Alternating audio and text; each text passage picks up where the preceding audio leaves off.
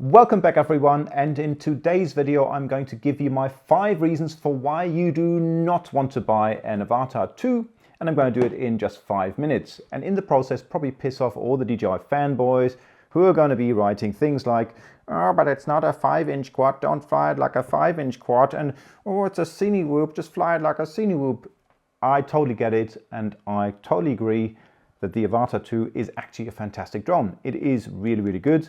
And it's got more things right with it than it's got wrong with it. But it's important to mention those negative points just for a bit of transparency and balance. So without further ado, here we go. 5 minutes, let's get started.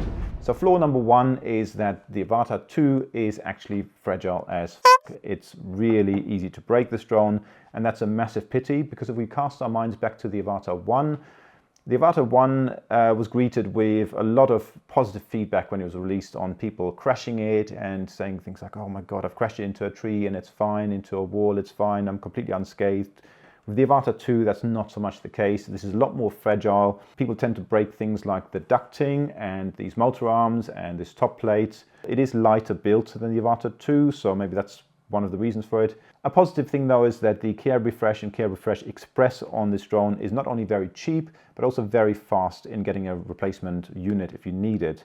And I've had to use that service, and it took me 25 hours. That's 25 hours from start of logging the request to get a replacement to get the replacement. Fantastic. You can't grovel about that. I'm not a big YouTuber. I don't get any special DJI treatments. That is the service that you get with the DJI Care Refresh Express. Great. Reason number 2 ties in with the first reason. So you've just damaged your drone, and ideally you'd want to repair it yourself to get back flying as quick as possible, or to save some money. Unfortunately, unlike the Avata 1, the Avata 2 is not self-repairable. You can't get replacement ducting units like you could for the Avata 1, and you can't get a frame unit or top frame unit. It's built differently. It's more of an integrated design, which sort of adds to the concept, and it does make it a nice drone. But when you crash it, you have to get it replaced, and that's a bit of a shame. But again, the positive thing is that when you do have to do it, it's very cheap and quick. Just make sure you get Care Refresh. You can thank me later when you crash it. Reason number 3 is this runs on O4, and O4 itself is a fantastic transmission system. It's got great latency and great range. But the downside, and this is a big downside, is that it's not cross-compatible with O3. So if, like myself, you have a drone, like another drone, like an AOS 3.5 running an O3 air unit, I can't run this with the new transmitter, new goggles that I've now got with this drone. That means I'm now stuck having to wait for a firmware upgrade. That's unlikely because this transmits differently. The transmitter is basically a glorified Bluetooth transmitter, which transmits to the goggles, and the goggles then transmit to the drone. With the previous system, the transmitter had its own O3 transmission system, which communicated directly with the drone. So the fact that this communicates with the drone very differently makes it, in my mind, quite unlikely they'll make it cross-compatible. I hope they will, really hope they will, but yeah, who knows. Reason number 4, and this might be debatable, is the fact that this is very unstable in windy conditions. It's, in my view, more unstable in windy conditions than the Avata 1 was. And that's probably to do with the fact that it's lighter, it's about 10% lighter, and it's larger than the Avata 1. Like the previous drones, the Avata 2 isn't tuned particularly well. Now, I didn't make this about the tune, because in calm conditions it does fly quite well, so it's unfair to really slate it on the PID tunes on these.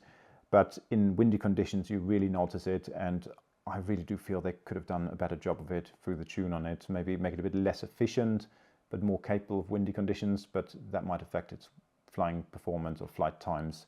I know from my own experience that if I tune my drones and up the PID gains to make them more stable in windy conditions, the flight times tend to kind of take a bit of a drop, and this is something that DJI wouldn't want, because then they can't print big numbers on their packaging. On the plus side though, the new Rocksteady system on this is absolutely amazing. It's so much improved since the Avata 1, and provided you can put up with the shaky flight performance and behavior, the footage you'll get out of this is going to be fantastic and really usable. Reason number 5, and that's the fact that this still has the yaw tumble issue that we saw with the Avata 1. I know people will say things like, oh, but it's a ducted fan, cine whoop, and if you fly it wrong, it's going to do it.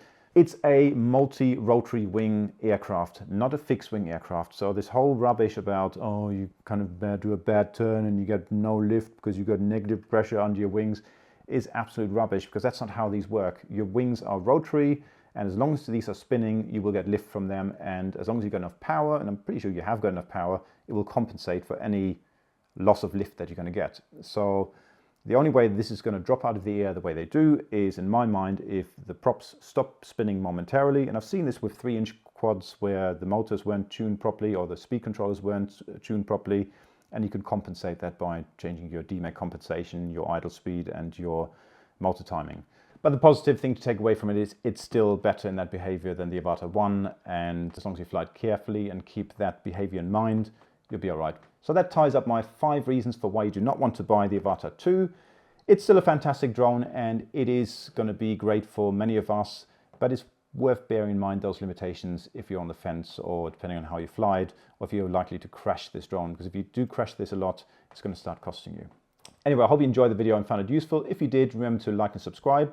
That's all for now, so until the next time, bye-bye.